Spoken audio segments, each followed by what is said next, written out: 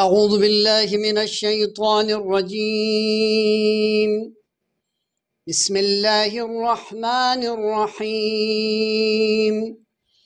إن الله وملائكته يصلون على النبي يا أيها الذين آمنوا صلوا عليه وسلموا تسليما. اللهم صل على محمد وآل محمد وعجل فرجهم. اعوذ باللہ من الشیطان الرجیم بسم اللہ الرحمن الرحیم اللہم صلی علی محمد وآل محمد وعجل فرجہم۔ حاضرین و ناظرین اور سامعین کی خدمت میں سلام پیش کرتا ہوں۔ آج ماہ مبارک رمضان کی 8ویں تاریخ آ گئی اور رمضان مبارک کا یہ 8واں دن ہے۔ جیسا کہ آپ حضرات جانتے ہیں کہ ہم آپ کی خدمت میں روزانہ رمضان المبارک کے ثواب اور رمضان المبارک کی مخصوص دعائیں جن کا ترجمہ پیش کرنے کی سعادت حاصل کر رہا ہوں، اور اس پروگرام میں جن لوگوں نے مرحومین کے نام ایصال فرمائے ہیں اور جن کے ایصال ثواب کے لیے کوشش کی گئی ہے، پروردگار ان سب مرحومین کے درجات کو بلند فرمائے اور ان سب کی مغفرت فرمائے۔ آپ حضرات سے گزارش ہے کہ ایک مرتبہ سورہ الحم و 3 مرتبہ سورہ توحید کی تلاوت فرما کر مرحوم مغفور سید مرتضیٰ علی ابن دلقاور حسین، مرحومہ مغفورہ کنیز زینب بنت مرتضیٰ علی، مرحوم مغفور سید سبط حسن ابن سید نثار حسین، مرحومہ مغفورہ رباب بانو بنت اکرام حسین، مرحوم مغفور علی حیدر ابن علی صغیر، مرحومہ مغفورہ شاہجہاں بی بی بنت علی عباس، مرحوم مغفور سید محمد سبطین ابن ذاکر حسین، مرحومہ مغفورہ مہر جہاں بنت نظر عباس، مرحوم مغفور سید علی انصر ابن منشی رضا، مرحومہ مغفورہ طیب النساء بنت ذاکر حسین، مرحوم مغفور شیخ حسین، مرحومہ مغفورہ حاجیہ زہرا، مرحوم مغفور ابو الحسن ابن اعجاز حسین، اور تمام علماء خطبہ ذاکرین طلاب عزیز محبان اہل بیت عزاداران امام حسین علیہ السلام اور مومنین و مومنات کی ارواح کو سورہ فاتحہ کی التماس کی جاتی ہے۔ اللہم صلی علی محمد وآل محمد وعجل فرجہم۔ پروردگار ان تمام مرحومین کی مغفرت فرما، ان کو شفاعت رسول اور آل رسول نصیب فرما، جوار ائمہ معصومین علیہ السلام میں جگہ نصیب فرما۔ ان کے لواحقین جنہوں نے ایصال ثواب ان مرحومین کے لیے کیا ہے، ان کو دین و دنیا میں سعادت مندی اور خوشحالی نصیب فرما۔ آج ماہ مبارک رمضان کی 8ویں تاریخ ہے۔ آج کے دن پروردگار عالم امت مسلمہ کو، مومنین کو جو انعام و اکرام دینے والا ہے وہ یہ ہے کہ حضرت رسول خدا صلی اللہ علیہ وآلہ وسلم نے ارشاد فرمایا کہ ماہ مبارک رمضان میں 8ویں دن تم کو 60,000 عابدوں اور 60,000 زاہدوں کا ثواب پروردگار عالم دے گا۔ جیسا کہ آپ جانتے ہیں کہ پروردگار عالم روزانہ الگ الگ ثواب، الگ الگ دعا کے ذریعے سے ہمیں دینداری کا جذبہ ابھارنا چاہ رہا ہے اور ہمیں دیندار بنانا چاہ رہا ہے، اور اس ماہ مبارک رمضان میں ہمیں روزانہ الگ الگ ثواب، الگ الگ جزا، الگ الگ انعام و اکرام سے نواز رہا ہے۔ آج کی تاریخ میں یعنی 8 رمضان المبارک میں اللہ تعالی ہمیں جو ہے 60,000 عابدوں اور 60,000 زاہدوں کا ثواب لکھنے والا ہے۔ آج کی جو دعا ہے اس دعا کی جانب توجہ کرتے ہیں، کوشش کریں کہ اسے آپ بھی دہرائیں۔ اعوذ باللہ من الشیطان الرجیم بسم اللہ الرحمن الرحیم اللہم ارزقنی فیہ رحمت الایتام و اطعام الطعام و افشاء السلام و صحبت الکرام بطولک یا ملجأ العاملین برحمتک یا ارحم الراحمین۔ آج کی دعا کا ترجمہ یہ ہوتا ہے کہ اے اللہ مجھے اس مہینے میں توفیق عطا کر کہ میں یتیموں پر مہربان رہ سکوں۔ یعنی کہ آج کی جو روزی مانگی گئی ہے، جو رزق مانگا گیا ہے، وہ یہ ہے کہ ہمیں یتیموں پہ رحم کرنے کا رزق عطا کر دے۔ دوسری دعا یہ ہے کہ آج کے دن ہمیں لوگوں کو کھانا کھلانے کا شوق پیدا کر دے، ہمارے اندر یہ جذبہ پیدا ہو کہ ہم لوگوں کو کھانا کھلا سکیں۔ تیسری دعا جو ہے وہ افشاء السلام، کہ ہمیں اس چیز کا رزق عطا فرما کہ ہم سلام کو رائج کر سکیں۔ وصحبت الکرام، اور شریفوں کی مصاحبت کی توفیق عطا فرما۔ یہ وہ تمام چیزیں ہیں جو رزق بیان کی گئی ہیں۔ یتیموں پہ رحم کرنا، اسے بھی رزق کہا گیا ہے۔ لوگوں کو کھانا کھلانا، یہ بھی رزق بیان کیا گیا ہے۔ سلام کو رائج کرنا، یہ بھی پروردگار عالم کی بارگاہ میں رزق شمار کیا گیا ہے۔ شریفوں کی صحبت اختیار کرنا، یہ بھی رزق قرار دیا گیا ہے۔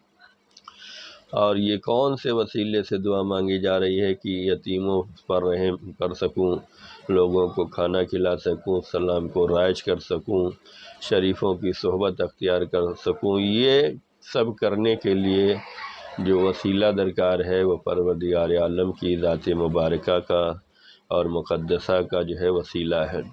اپنے فضل سے اے آرزو مندوں کی پناہ، یا ملجأ العاملین، اے آرزو مندوں کی پناہ گاہ، اپنے فضل و کرم سے ہمیں یہ تو توفیق دے، رزق دے کہ ہم یتیموں پر مہربانی کر سکیں، لوگوں کو کھانا کھلا سکیں، سلام کو رائج کر سکیں، شریفوں کی صحبت اختیار کر سکیں۔ تو یہ آج کی دعا کا جو ہے ترجمہ تھا جسے آپ نے سماعت فرمایا۔ ان جملوں میں جو چیز بیان کی گئی ہے وہ یہ ہے کہ یتیموں پر رحم کرنے کا رزق ہمیں دے دے، ہمیں توفیق دے دے کہ ہم یتیموں کے ساتھ مہربانی کر سکیں، یتیموں کے ساتھ رحم و کرم کر سکیں، ان پر شفقت سے پیش آ سکیں۔ قرآن کریم نے بھی یتیموں کی مدد اور نصرت اور مہربانی اور شفقت کے لیے لوگوں کو ابھارا ہے۔ قرآن مجید میں ارشاد ہوتا ہے، بسم اللہ الرحمن الرحیم، ارأیت الذی یکذب بالدین فذلک الذی یدعو الیتیم ولا یحض علی طعام المسکین۔ یعنی کہ جو یتیموں کو دھتکارتے ہیں، جو یتیموں کو جھڑکتے ہیں، جو لوگوں کے کھانا کھلانے پہ لوگوں کو ابھارتے نہیں ہیں، ان کا شمار قرآن کریم نے قیامت کے دن کو جھٹلانے والوں میں شمار کیا ہے۔ آیت میں ارشاد ہوتا ہے، کیا تم نے ان لوگوں کو نہیں دیکھا ہے جو قیامت کو جھٹلانے والے ہیں؟ قیامت ابھی آئی نہیں ہے، لیکن قرآن یہ بیان کر رہا ہے کہ قیامت کو جھٹلانے والے کون سے لوگ ہیں۔ تو اس میں جو صفت بیان کی گئی ہے، جو نشانی بیان کی گئی ہے، وہ یہ ہے کہ یتیموں کے ساتھ ان کا اخلاق اچھا نہیں ہوگا، یتیموں کے ساتھ ان کی مہربانی نہیں ہوگی۔ جو یتیموں کو جھڑکے گا وہ قیامت کے دن کا جھٹلانے والا شمار کیا جائے گا۔ جو لوگوں کو، مسکینوں اور غریبوں اور فقیروں کو کھانا کھلانے کے لیے شوق اور ذوق نہیں دکھلائے گا، لوگوں کو حوصلہ نہیں دے گا، اس کا بھی شمار جو ہے قیامت کے دن کو جھٹلانے والوں میں کہا گیا ہے۔ قیامت ایک مسلمہ عقیدہ ہے جس پر ایمان رکھنا ہم سب پر ضروری ہے۔ جیسے ہم سب اللہ کی وحدانیت پر ایمان رکھتے ہیں، عقیدہ ہے، ویسے ہی قیامت پر بھی ہمیں ایمان رکھنا ہے۔ جیسے جنت پر ایمان اور عقیدہ ہے، ویسے ہی قیامت پہ بھی ہمیں ایمان اور عقیدہ رکھنا ہے۔ جیسے جہنم پر ایمان اور عقیدہ ہے کہ اس میں سزا دی جائے گی، گنہگار ڈالے جائیں گے، ویسے ہی عقیدہ اور ایمان قیامت پر بھی رکھنا ہے۔ یعنی قیامت ابھی آئی نہیں ہے، جنت ابھی ملی نہیں ہے، جہنم ابھی ہم نے دیکھی نہیں ہے، لیکن جیسے ان چیزوں پر یقین رکھنا ہے، ایمان رکھنا ہے، عقیدہ رکھنا ہے، ایسے ہی قیامت پر بھی ہمیں ایمان رکھنا ہے۔ تو قیامت کو جھٹلانے والوں کی جو نشانیاں بیان کی گئی ہے وہ یہ کہ یتیموں کے ساتھ ان کا رویہ اچھا نہیں ہوگا۔ جن کا رویہ یتیموں کے ساتھ اچھا نہیں ہوگا وہ قیامت کو جھٹلانے والوں میں شمار کیے جا رہے ہیں۔ جن کا رویہ غریبوں، فقیروں، مسکینوں کو کھانا کھلانے کے لیے نہیں ہوگا ان کا شمار جو ہے قیامت کو جھٹلانے والوں میں قرار دیا گیا ہے۔ اس کا مطلب یہ ہے کہ ہمیں جو آج کا جملہ ہے کہ اللہم ارزقنی فیہ رحمت الایتام، پروردگار اس مہینے میں تو توفیق عطا کر، تو ہمیں رزق عطا کر کہ ہم یتیموں کے ساتھ مہربانی کر سکیں اور اطعام الطعام کر سکیں، تو ہمیں اس پر عمل کرنے کی ضرورت ہے اور اس پر ہمیں چلنے کی ضرورت ہے اور لوگوں کو اس راہ پہ لگانے کی ضرورت ہے۔ اگر ہم اس پر چلیں گے تو ہم قیامت کو جھٹلانے والوں میں شمار نہیں کیے جائیں گے، اور یتیموں کی مدد کرنا، یتیموں کا خیال رکھنا، یتیموں کی دیکھ بھال کرنا، یتیموں کی پرورش کرنا اتنا زیادہ ثواب بیان کیا گیا ہے کہ جسے آگے چل کر آپ کی خدمت میں پیش کیا جائے گا۔ تو سب سے پہلے یہ بیان کیا گیا ہے کہ جو لوگ یتیموں پر رحم نہیں کرتے یا لوگوں کو کھانا نہیں کھلاتے ان کا شمار قیامت کے دن کو جھٹلانے والوں میں قرار دیا گیا ہے۔ پھر حدیث رسول اکرم صلی اللہ علیہ وآلہ وسلم ہے، یتیم کے رونے سے عرش الہی لرز جاتا ہے۔ اللہ اکبر! یعنی یتیم کا رونا پروردگار عالم کو برداشت نہیں ہے۔ یتیم اگر روئے گا تو اس کے اثرات جلد ہوتے ہیں۔ حدیث رسول میں آیا ہے کہ جب یتیم روتا ہے تو عرش الہی لرز جاتا ہے۔ بہت سے ایسے مقام ہیں، بہت سے ایسے فعل ہیں کہ جس وقت جو ہے عرش الہی لرز جاتا ہے۔ ایک ان میں سے یہ ہے کہ جب یتیم روتا ہے تو عرش الہی لرز جاتا ہے۔ دوسرے، جب طلاق پڑھا جاتا ہے تو اس وقت بھی عرش الہی لرز جاتا ہے۔ لیکن بدنصیبی یہ ہے کہ آج کے ماحول میں اور آج کے زمانے میں یہ دونوں چیزیں رائج ہوتی چلی جا رہی ہیں۔ یتیموں کو رلایا جا رہا ہے، ان کا حق مارا جا رہا ہے، ان کا حق کھایا جا رہا ہے، ان کے نام پر دولت جمع کی جا رہی ہے، یتیم غریب سے غریب بنتا جا رہا ہے اور یتیم کے نام پر کام کرنے والے مالدار بنتے چلے جا رہے ہیں، اور طلاق کی شرح بھی بڑھتی چلی جا رہی ہے۔ یتیم اگر رویا تو حدیث رسول یہ ہے کہ عرش الہی لرز جاتا ہے۔ تو ہمیں یہ چاہیے کہ ہم جہاں تک ہماری رسائی ہے اپنے خاندان میں دیکھیں، اپنے سماج میں دیکھیں، اپنے علاقے میں دیکھیں، ہم یتیموں پہ مہربانی کریں۔ قرآنی اصول بھی یہی ہے کہ یتیموں کے ساتھ مہربانی سے پیش آؤ، اور اہل بیت کا فرمان بھی یہی ہے کہ یتیموں کے ساتھ بہترین حسن سلوک کرو۔ تو اگر ہم یتیموں کی دیکھ بھال کریں گے، یتیموں کے حقوق کو ادا کریں گے، ان کی نگہداری کریں گے، ان کی خدمت کریں گے، ان کے لیے کام کریں گے، تو قرآن کی راہ پہ بھی ہم چل سکتے ہیں اور اہل بیت کی راہ پہ بھی چل سکتے ہیں۔ یہ کام ہمیں اپنے شہر سے شروع کرنا ہے، اپنے گھر سے شروع کرنا ہے، اپنے خاندان سے شروع کرنا ہے، اپنے علاقے سے شروع کرنا ہے کہ ہم اپنے خاندان میں دیکھیں کہ اگر کوئی یتیم بچہ ہے تو ہم اس کی پرورش کا اہتمام کریں۔ آج کے دور میں جو چیز مشکل ہوتی جا رہی ہے وہ تعلیم ہے اور میڈیکل کی زندگی ہے۔ یہ دو چیزوں کے اخراجات نے ہر انسان کی کمر توڑ دی ہے۔ اگر اللہ تعالیٰ نے ہمیں نوازا ہے تو ہمیں چاہیے کہ سب سے پہلا حق ہمارے خاندان میں ہے کہ ہمارے خاندان میں جو یتیم ہے ان کی ہمیں پرورش کرنے کی ضرورت ہے۔ ہم ان کی پرورش کریں، ان کی تعلیم کا انتظام کریں، ان کے میڈیکل کا انتظام کریں، ان کو آگے بڑھائیں۔ یہی قرآن اور حدیث ہمیں بتلاتی ہے۔ یتیموں کے ساتھ اگر ہمارا سلوک اچھا نہیں رہا تو اس کے نقصانات بہت زیادہ ہیں۔ قرآن نے بتلایا کہ جو لوگ یتیموں کے ساتھ اچھا سلوک نہیں کریں گے وہ قیامت کے جھٹلانے والوں میں شمار کیے گئے ہیں۔ رسول اللہ نے فرمایا ہے کہ جو لوگ یتیموں کو رلاتے ہیں، یتیم کے رونے کی وجہ سے عرش الہی لرز جاتا ہے۔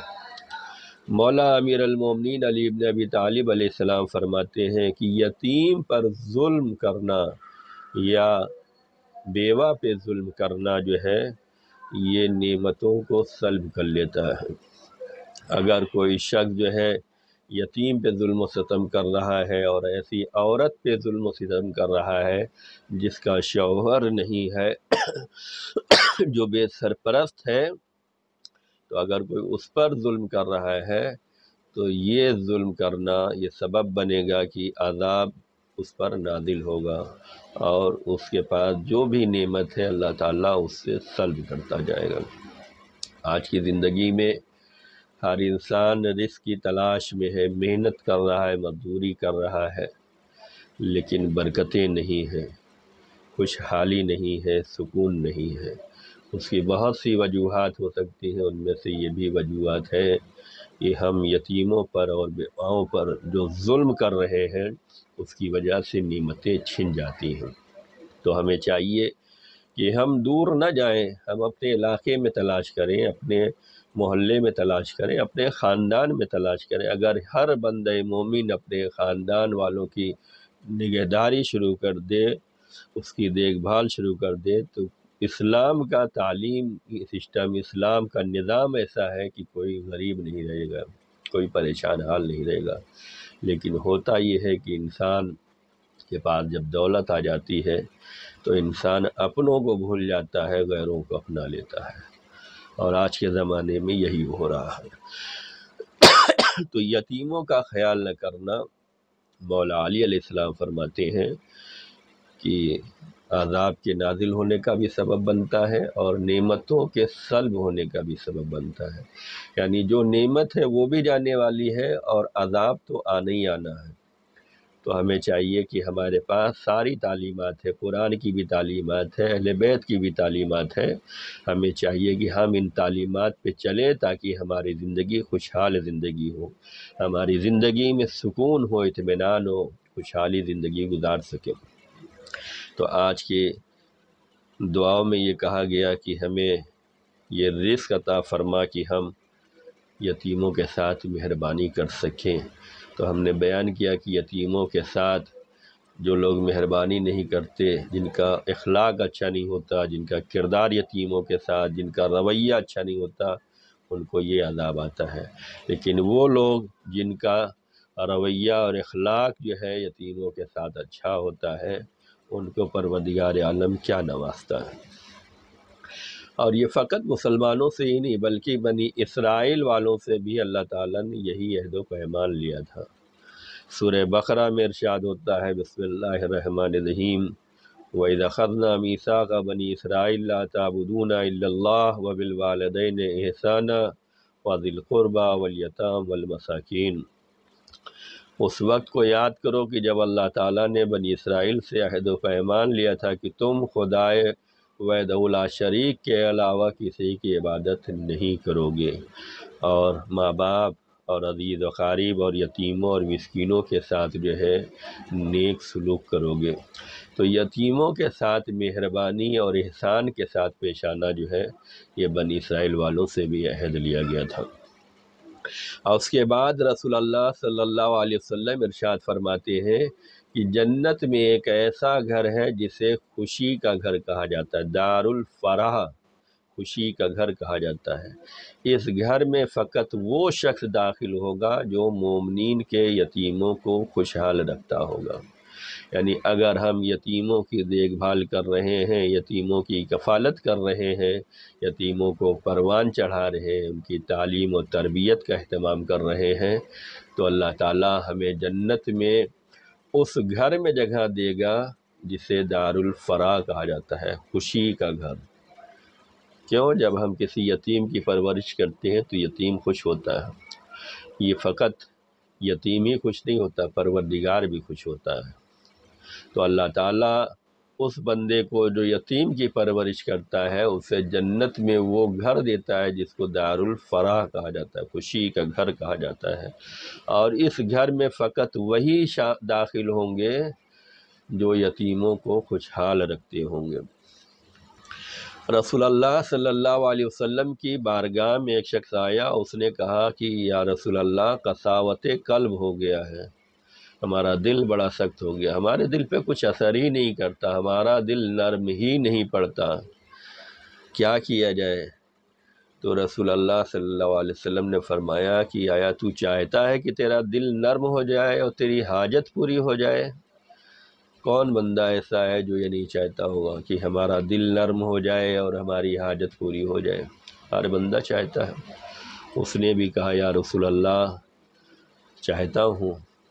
تو پیغمبر نے قساوت قلب کے دور کرنے کا جو علاج بیان فرمایا ہے وہ یہ فرمایا کہ ارحم الیتیم، یہ تو یتیم پر رحم کرنا شروع کر دے۔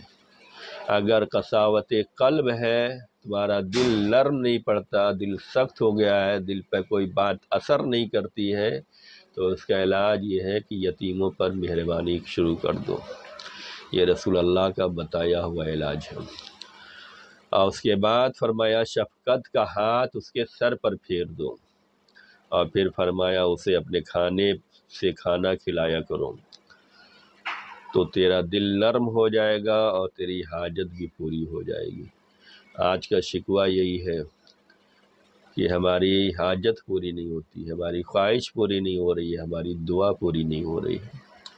اگر ہم اپنی حاجت کو پورا کرنا چاہتے ہیں، اپنی دعا کو پورا کرنا چاہتے ہیں، تو پیغمبر اکرم صلی اللہ علیہ وسلم کا یہ نسخہ ہمیں اپنانے کی ضرورت ہے کہ یتیموں کے ساتھ مہربانی کر دیں، یتیموں کے سر پہ دست شفقت پھیرنا شروع کر دیں، ان کو اپنے ساتھ کھانا کھلانے لگیں، تو ہمارا دل بھی نرم ہو جائے گا اور ہماری حاجت بھی قبول ہو جائے گی۔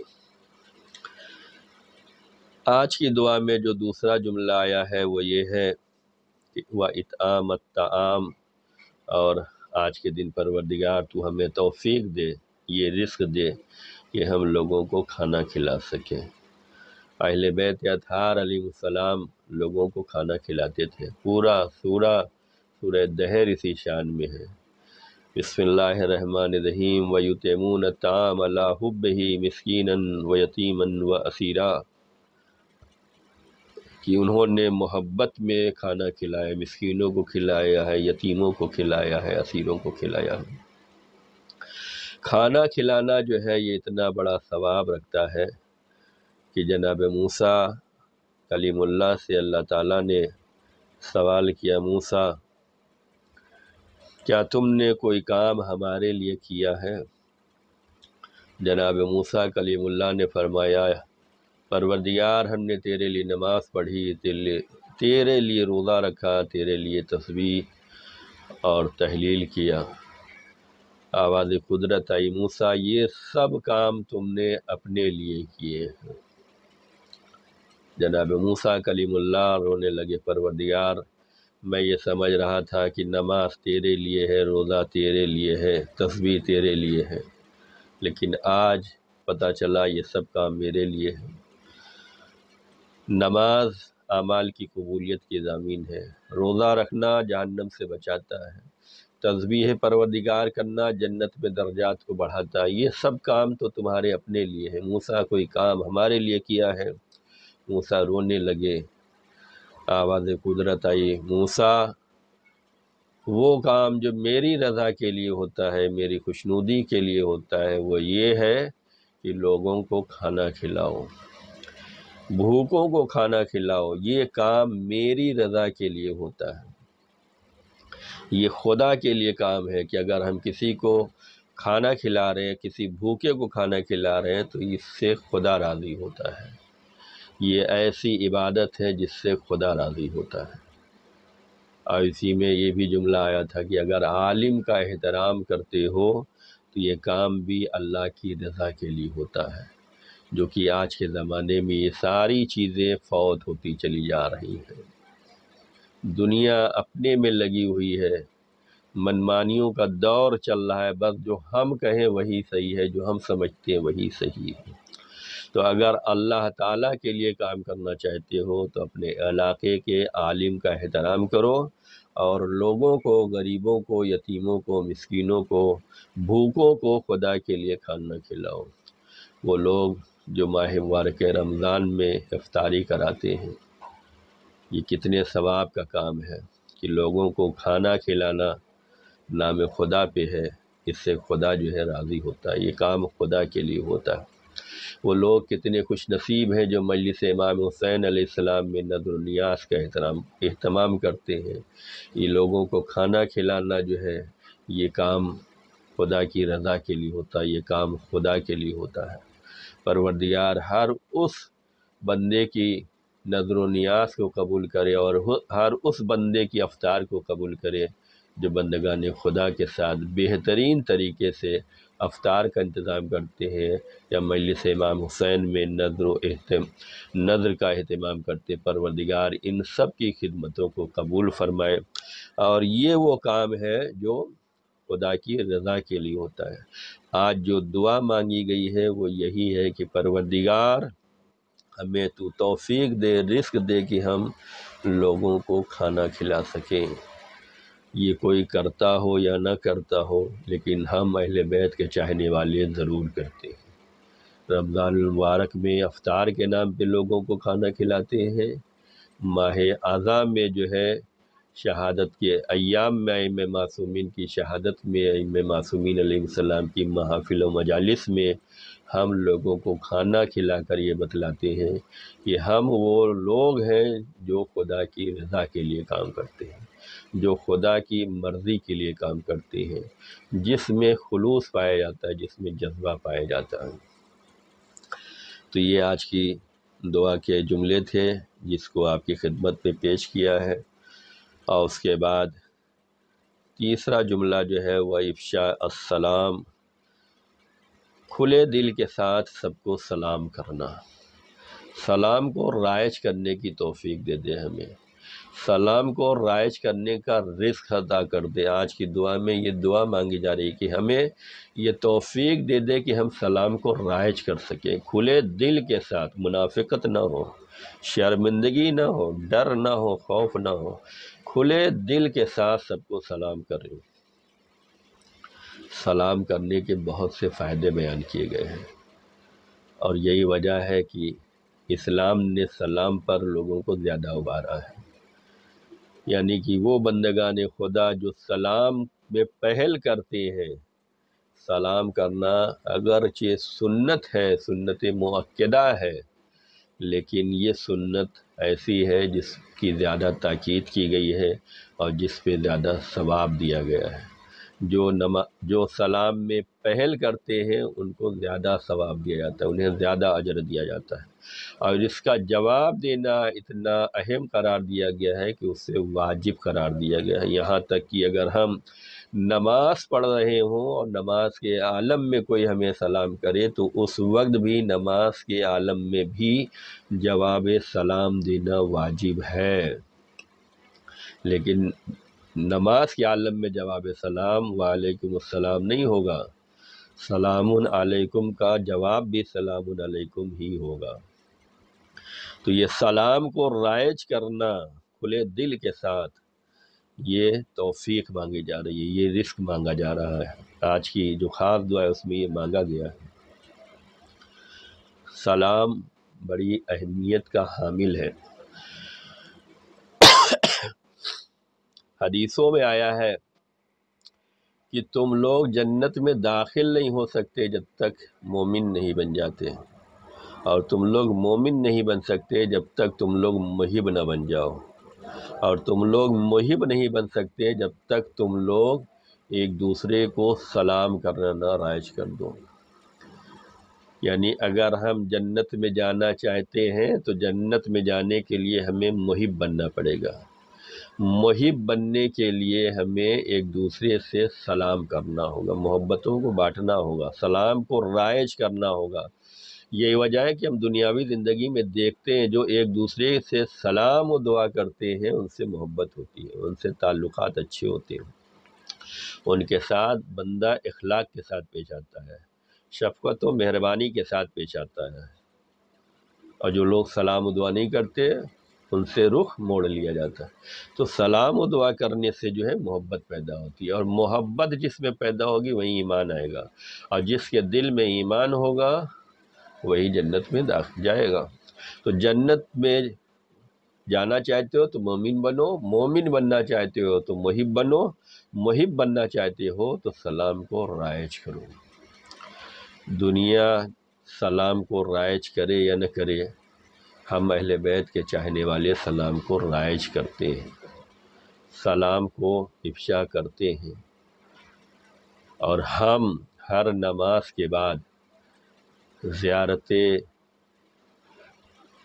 امام حسین بھی پڑھتے ہیں، زیارت جناب رسول خدا بھی پڑھتے ہیں، زیارت جناب فاطمہ زہرا بھی پڑھتے ہیں، زیارت جناب مولا علی بھی پڑھتے ہیں، زیارت ائمہ معصومین بھی پڑھتے ہیں، اور یہ پڑھ کر بتلاتے ہیں کہ ہم جب صبح بستر سے اٹھتے ہیں تو ائمہ معصومین کو سلام کرتے ہیں، اپنے وقت کے امام کو سلام کرتے ہیں، جب رات کو بستر پر جانے لگتے ہیں تو اپنے اہل بیت کو سلام کرتے ہیں، اپنے امام وقت کو سلام کرتے ہیں، جب نماز پڑھتے ہیں تو سلام کرتے ہیں، درگاہ میں امام بارگاہ میں روضہات مقدسہ میں حاضر ہو کر زیارت کرتے ہیں، سلام پڑھتے ہیں۔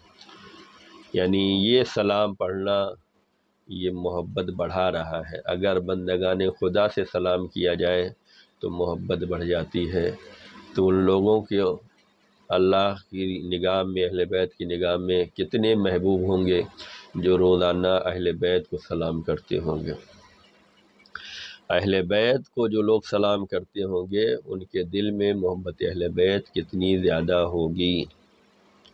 بس یہیں سے مصائب کے جملے میں داخل ہونا چاہتا ہوں کہ ہم اور آپ جو مولا کو سلام کر رہے ہیں تو بھوکے نہیں ہیں، پیاسے نہیں ہیں، پریشان حال نہیں ہیں، امتحانوں میں نہیں ہیں، تکلیفوں میں نہیں ہیں، وطن سے دور نہیں ہیں، لاشوں کے درمیان نہیں ہیں، ظالموں کے ہجوم میں نہیں ہیں، لیکن مولا امام حسین علیہ السلام نے روز عاشور کربلا سے اپنے چاہنے والوں کو سلام کیا ہے، اس عالم میں کہ اعزاء اور اقارب جو ہے شہید ہو چکے ہیں، اکبر کا لاشا اٹھا چکے ہیں، قاسم کے لاش کے ٹکڑے مولا اٹھا چکے ہیں، عباس کے شانے کو اٹھا چکے ہیں، اون و محمد کے لاشے کو لا چکے ہیں، اور جب علی اصغر کو لے کر میدان کربلا میں حسین گئے ہیں، 6 مہینے کا بچہ، کتنا معصوم بچہ ہے کہ حسین اپنی آغوش میں لے کر گئے اور فوج یزید سے کہا کہ اگر تمہاری نظروں میں ہم خطا کار ہیں تو اس بچے کو نے تو کوئی خطا نہیں کی ہے، اسے پانی پلا دو، اور اگر یہ سمجھتے ہو کہ ہم اس بچے کے بہانے پانی پی لیں گے، تو حسین نے جلتی ہوئی زمین پہ اپنے نور نظر کو، لخت جگر کو جو ہے لٹال دیا۔ خدا کسی باپ کو یہ امتحان میں مبتلا نہ کرے جو حسین نے امتحان دیا، جلتی ہوئی زمین پہ علی اصغر کو لٹایا، جب کسی نے پانی نہ پلایا تو حسین نے اٹھایا، کہا بیٹا تم بھی حجت خدا کے فرزند ہو۔ ان تمام مصیبتوں اور امتحان کے بعد حسین نے کہا اے میرے شیعو، کاش تم کربلا کے میدان میں ہوتے اور دیکھتے کہ میں اصغر کے لیے کیسے پانی کا سوال کر رہا تھا، لیکن کسی نے میرے اصغر کو پانی نہیں پلایا۔ ایسا مظلوم مولا ایسے عالم میں اپنے چاہنے والوں کو یاد کر رہا ہے، اور سید سجاد سے کہا تھا بیٹا سجاد، جب شام سے چھوٹ کر مدینے جانا تو میرے چاہنے والوں کو میرا سلام کہنا، اور کہنا جب ٹھنڈا پانی پینا تو میری پیاس کو یاد کر لینا۔ یہ روزے کا مہینہ ہے، یہ روزے کے ایام ہیں، یہ وہ مہینے ہیں، یہ وہ دن ہیں جس میں ہم بہتر طریقے سے اہل بیت کو یاد کر سکتے ہیں۔ جب بھی پانی پئیں تو مولا حسین کو یاد کر لیں، جب بھی حسین یاد آئے تو سلام کر لیں، السلام علیک یا ابا ابا عبداللہ الحسین ولا جدک و ابیک و امک و اخیک و اختک و بنتک و جمیع شہداء کربلا و سراء کربلا لعن اللہ امتن قتلتک ولعن اللہ امتن ظلمتک ولعن اللہ امتن سمیت بذالک فرضیت بہ یا مولا یا ابا عبداللہ انی سلم لمن سالمکم و حرب لمن حاربکم وولی لمن والاکم وعد لمن عاداکم الی یوم القیامہ۔ پروردگار ہماری اس خدمت کو ان تمام مرحومین کے لیے سال کرتے ہیں جن کے نام لکھے گئے ہیں، جن کے نام سورہ فاتحہ کی التماس کی گئی ہے، ان سب کی مغفرت فرما، ان سب کے درجات کو بلند فرما، ان سب کو شفاعت رسول اور آل رسول نصیب فرما، ہم سب کو اس مہینے کی سعادتوں کو نصیب فرما، اس مہینے میں بہترین سے بہترین عبادت کرنے کی توفیق عنایت فرما۔ آج کی دعاؤں میں جو جملے آئے ہیں پروردگار ہر چیز پر عمل کرنے کی توفیق عنایت فرما، ظہور حضرت امام زمان علیہ السلام میں تعجیل فرما، ہم سب کو امام کے خادم و ناصروں میں شمار فرما۔ ربنا تقبل منا انک انت السمیع العلیم۔